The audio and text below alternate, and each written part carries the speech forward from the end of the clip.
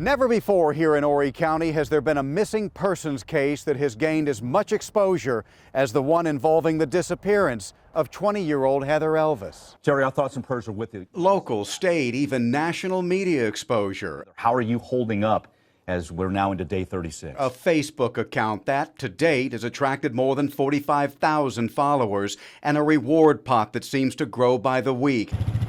As well as people so moved by the family's plight, they've risked their own freedom to continue the search, even if it means bending or breaking the law. And the blue is for everything on the back tables. The image is unavoidable from one end of the Grand Strand to the other, and nearly 2 months after Heather Elvis's disappearance. And without further ado, a simple call to supporters for another search or fundraiser, and this is what you get.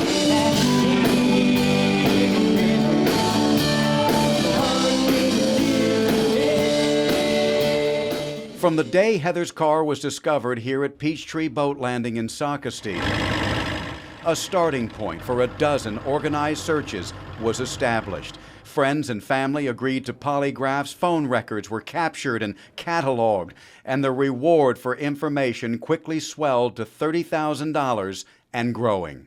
We were scared to death. I still am. Heather's father, Terry, has stayed at the center of the effort to find her. Desperation, frustration, heartache, just motivators for this 53-year-old father of 3. Where is Heather, you think? What's your heart of hearts say? Is Heather alive? My heart tells me that my daughter's alive. I have to go on the assumption, and I have to go on the faith and hope that she's alive.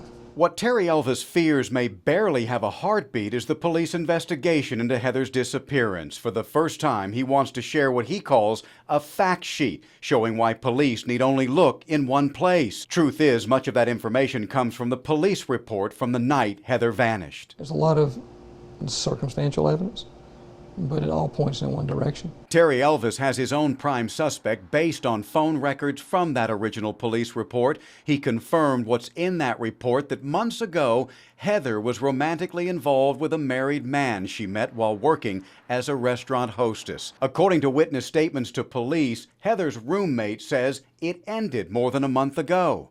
Yet, according to witness statements to police in those same phone records, there were several calls back and forth between Heather and the married man the morning of Heather's disappearance. That same roommate told police Heather was talking to the man again, and that night he had called her to say he was leaving his wife and wanted to be with her. A lot of information that's been withheld, and probably withheld with very good reason.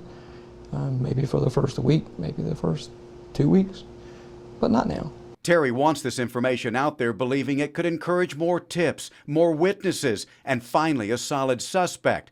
Horry County detectives have another take. Well then, with all that circumstantial evidence, who needs detectives, right? Well, hang on just a minute. For police to truly build a solid case, they need physical evidence, and no one is talking about physical evidence. Not from here at Peachtree Landing or anywhere else in this case. Of course, the other option would be someone admitting to a crime. No one's doing that either. One man has been the focus of this social media barrage. I wanted to give that man a chance to defend himself. David Clue with WNBF News. Yes, How sir. are you? Yes, fine. Listen, a lot of things are being said with respect to this Heather Elvis case. Yes, sir. I wanted to give you guys an opportunity, if you'd take it, to talk with us for just a moment about what's being said, where you guys are with this. I can't. You can't? I can't. Is there a reason? I'm a lawyer, and I just can't. Okay. Can we? And I mean, I'd rather not. Yeah. Okay. How are you all holding up?